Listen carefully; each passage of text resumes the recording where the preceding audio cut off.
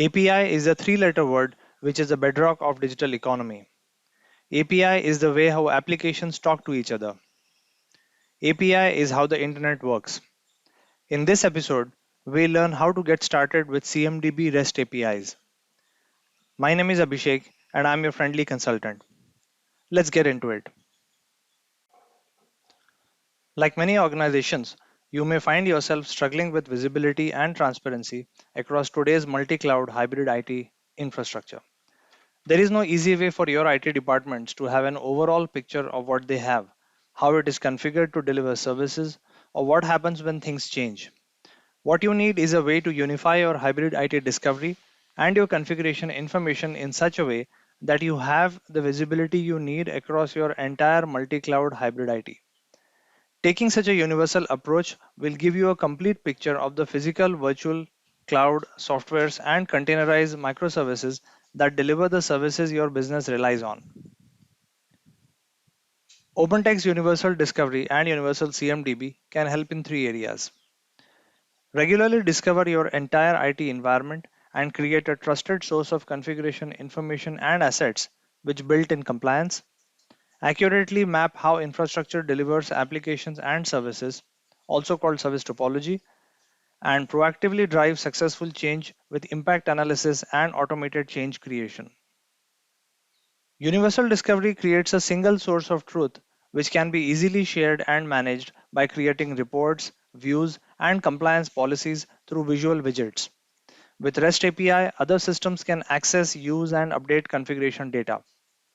UD is a scalable solution which can grow as your organization grows.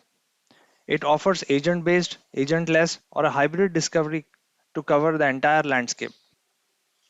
With OpenText Universal Discovery and CMDB, you will achieve smarter IT visibility with an unparalleled discovery, an open and easily integrated solution, huge scalability for the most demanding environments, flexible deployment options to suit your needs, and an excellent ROI with results you can see. All built on the composable optic platform so you can easily leverage your configuration data across your OpenText IT operation solutions. To learn a new concept, I like to start with the official documentation. So let's look at UCMDB docs. Now we are at the home page. Let's go to documentation, Universal CMDB, and the latest version. Let's switch to the develop tab. The API reference, we'll come back to this later. Let's expand the developer section. Use APIs, use cases. Now there are many use cases to use the UCMDB APIs. Populating the CMDB. Say a third-party asset management system wants to update the UCMDB with certain information which is available only in the asset management system. Say a third-party system wants to create its own CIs and relationships according to its own business logic to leverage the CMDB query capabilities or to query the UCMDB. Say a third-party system wants to get the CIs and relationships that represents the SAP business service by retrieving the results of the SAP TQL or topology. A system wants to get list of Oracle servers that have been added in the last 5 hours. Or a third-party system wants to get the list of servers whose hostname contain the lab substring. Or you want to get the related CIs for a given CI or its neighbors. Maybe you want to query the class model itself. Or you want to assess the impact or of a change on a particular CI. Now the UCMDB has many APIs. The two most popular ones are the Java API and the REST API. Today we'll look into the REST APIs. So the video that you see here is going to be linked in the current video at top right corner. So the documentation clearly spells out how you can authenticate the REST API, the parameters to pass, and the token that you receive. Then it talks about running a topology query.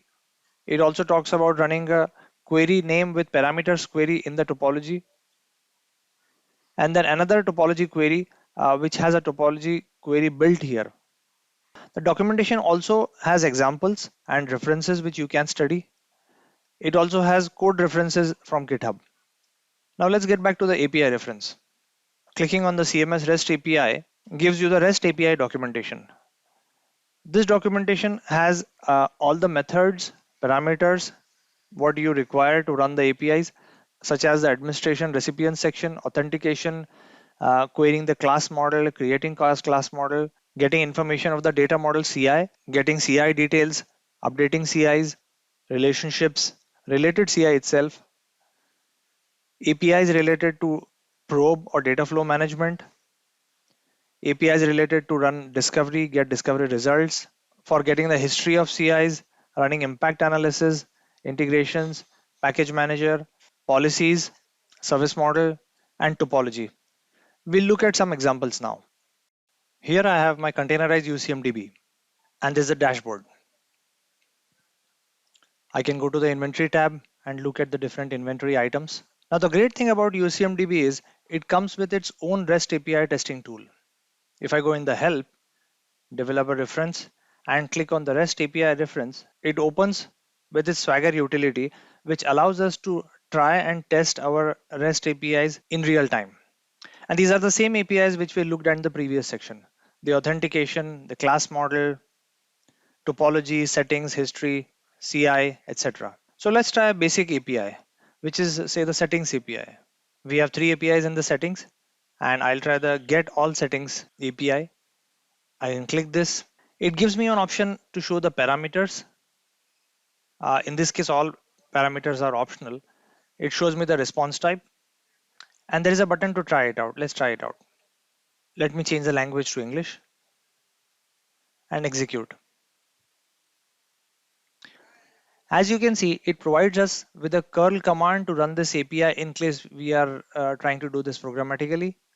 It shows me the URL that gets formed, and it gives me the response, which is a JSON object. And here we can see the different settings with their values. So we have the setting of input TQL with certain value and value type, etc. We have another setting number 2, setting 3, and so forth. It's a big JSON. Similarly, let's try out another API to get the CI details. So it's data model.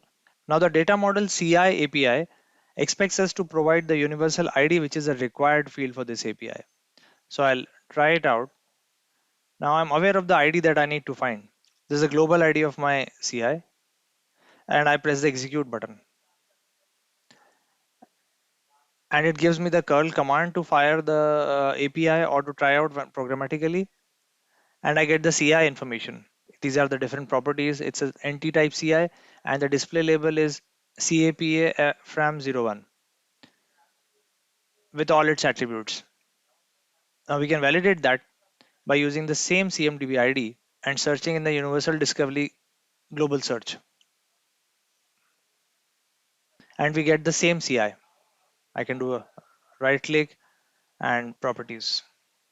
So here we have it. Switching to the Swagger interface. So you can try all these APIs live in your environment, which allow you the facility to do all the CRUD operations, which is create, read, update, and delete. So use it carefully in your environment. And then you can access them programmatically or using curl as shown in the example. Now let's try that. Now it's time to try our APIs in the terminal. To fire any query, the first step is to authenticate ourselves. By looking at the documentation for the authenticate query, we know what is a curl URL. And that's what we are going to fire for this tenant. Now using this token, the second query that I am going to fire is the topology API. And it's being fired for the query or report services. And as you can see, it returned the list of business services that I have in the system. SAP HANA service, which is an infrastructure service, or heritage infrastructure, which is a business service. We can fire the same query for other reports, such as servers by OS, which will give us the list of servers by operating system. Now these are predefined queries, reports, or models. Or we can fire MS SQL topology, which gives me the topology for MS SQL server in my environment. This gives me the CIs as well as the relationships. The third API that I'm going to fire is to get the details of a single CI. Let me clear my interface.